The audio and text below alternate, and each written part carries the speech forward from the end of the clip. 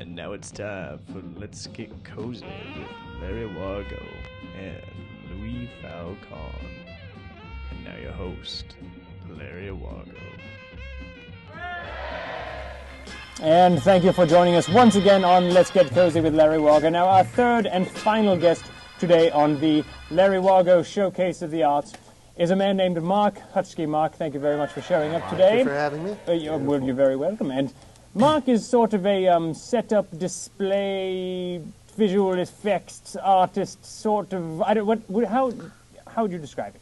I make things. He makes things. Well, okay. Why don't you elaborate?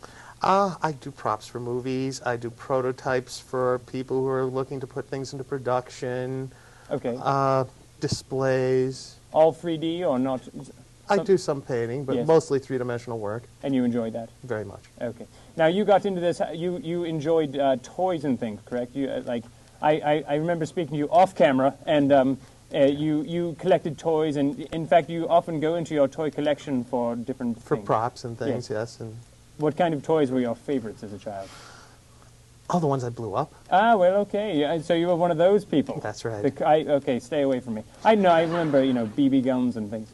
Now we're in Scranton right now, obviously, as everyone knows, and there is a particular restaurant that you've done a lot of work, or actually a restaurant chain that you've done a lot of work for. Would you? That would be Cooper's Seafood House. Cooper's Seafood. Now, and anybody that's driven by knows that it's just, it's a palace of fantasy. It rivals Disney in its craziness.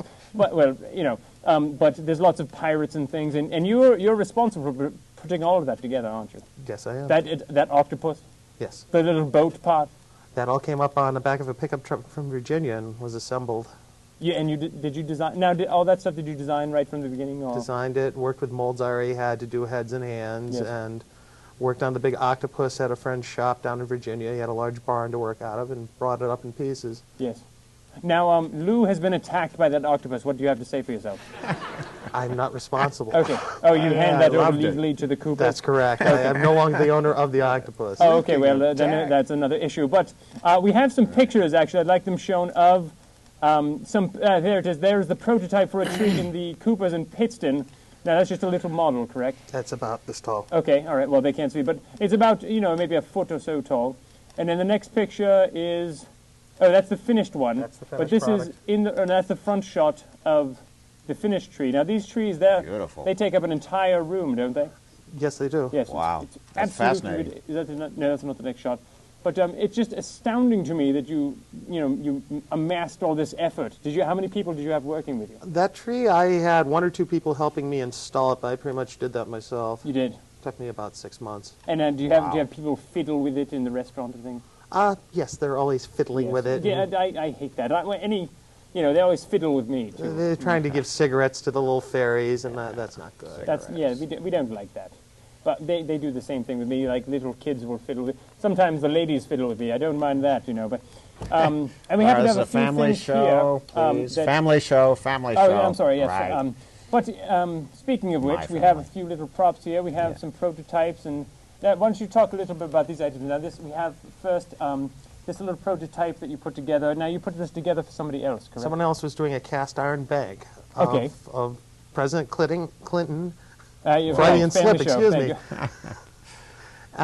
He hits a taxpayer in the butt with a saxophone, and the taxpayer throws money in the treasury, just like real life. Beautiful. It's not a political issue at all, then. No, not at all. That's a child's It's toy. physical comedy. Okay, yes, and this is just like a stain. What is this? Steel? It's a plastic model that the foundry would then take and make cast iron pieces from. Excellent. Okay, now we've got a giant finger, I believe. Yes, there it is. Now, which finger is that? Do we have to censor that on the... No. Okay, all right. And we've got an arm that's very... What did you use that arm for?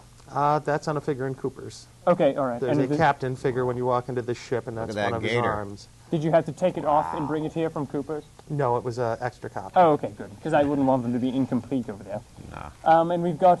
Now, that snake is it's a puppet, I believe, is it? Yes, his name is Sidney. He's a Sydney. beatnik. Okay, he's got a name. That's great. Beautiful.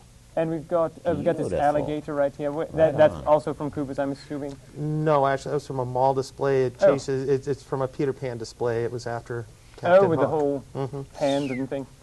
You also did a shot for Cooper's, didn't you? Yes, I did. That's in the restaurant in Pittston. Oh, wait, we don't have a picture of that, but it's tremendous. It's great white. It's larger than your table here.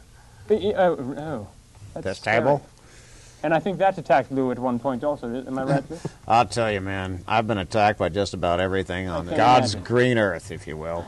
Been attacked by it. Yep. Now, you mentioned you done movie effects, too. You worked on the recent blockbuster? Yeah. Dogma with Kevin Smith and that whole... And Ben Affleck's in that. Ben Affleck. So, Wow. movie star. Did you meet the people? Pretty impressive. No, just plaster likenesses of them that they would ship to us. Oh, you mentioned that. They have to shave and things. Do you have an extra one of Ben Affleck? I might like to have that in my closet. Yeah, okay. But how was that movie working on like a big movie set? You had mentioned there were some problems or something. It wasn't really a big movie set. I was just working out of a small warehouse shop, and it just seemed kind of a little bit on the low-tech side. We're using chicken wire and duct tape to construct dummies.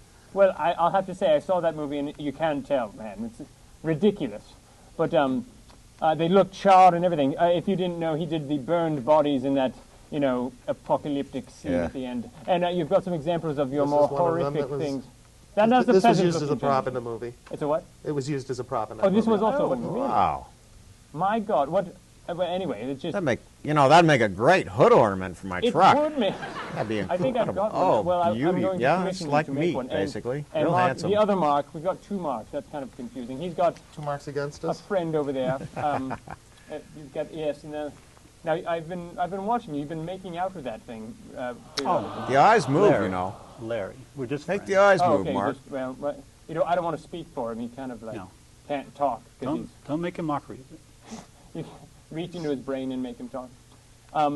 Is this more of what you enjoyed? Like, do you enjoy the whole the horror makeup and things like that more than building things, or? Not necessarily more. It's different. There's a lot more stress on sets as opposed to doing something that's going to be put on display. A lot more stress on a set where you have a lot of people relying on you, and it's more of a team effort. Okay, all right. And you don't really prefer one or not? No, I bounce back and forth. Yes, and now you've got a rigorous schedule. We were bantering about this earlier. You travel a lot to do these things, right? Yes, I do. What is it like? What was your past couple of weeks like? You were traveling to Williamsport or something like this? Wilmington, Delaware. Pretty much hell. Yeah. Okay. Well, yes. And you have sort of a hell-like studio up in the. Yes, my hell loft. And I've been up there, man. It's crazy. I mean, there's all the picture this, but on a giant scale, you've got aliens coming out of ceilings and things. It's absolutely ridiculous. but we deal with it because it's art. If you could throw all this away and do exactly what you wanted, what would that be? Doing exactly this. Really? And you don't mind the hell and everything? No, that's part of it. Yes, yeah. Well, okay. And you don't really go for the whole cinema. You don't want to be like a major effect. Only because mostly I'd have to move and work in California, and I really don't have a desire to go someplace where the ground shakes. Yeah, right. Well, why not? No, I've been there. It's kind of creepy. I lived right on the fault line. Actually, that's where my house was. Yeah. But Nice. I guess that it's beautiful. This is a very dramatic subject that we're talking about, and Sure. It's very odd to find things to talk about. But anyway, Larry, I believe we're experiencing a lull here. I think. Yeah, push it, man. This is getting boring. I'm just pondering. Anyway, Mark, could I ask a few questions before we close? Maybe just one. It's a two-part question. Okay. First is, when you're in a public men's room and you use a stall, I'm doing a survey on do you wait till everyone leaves the bathroom? I'm going to ask Mark, both Marks actually, until everyone's gone before you emerge.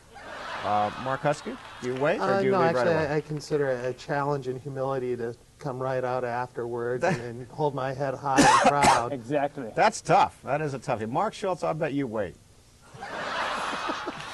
Are you a waiter? I'm afraid you're going to have to rephrase the question. Well, you know what? You didn't understand it? Lou, I don't know if you want to screw with him. He's stroking that dead head basically, sometimes we use a stall in a public restroom, and it's pretty rotten, and we wait until the room clears before we come out. You're assuming I even use men's bathrooms. Oh. You don't use public men's rooms? Well, they're men's rooms. Okay. Okay, that's... Is that the question? That about wraps it up, I think. But anyway, Mark, Mark Hutzky, and thank you, Mark. Now give us some information. If well, you're at Tinks all the time, right? If anybody needs any fake heads made or anything. Or they could call me at home. And the number? 842-6268, area code 570. And thank you for tuning in, folks. Tune in next week. We'll have more extremely entertaining characters. Lou will scream some more, and we'll see you next week. Thank you very much. Let's get cozy with Larry Wargo. Thank you very much. It's been a pleasure. Good night.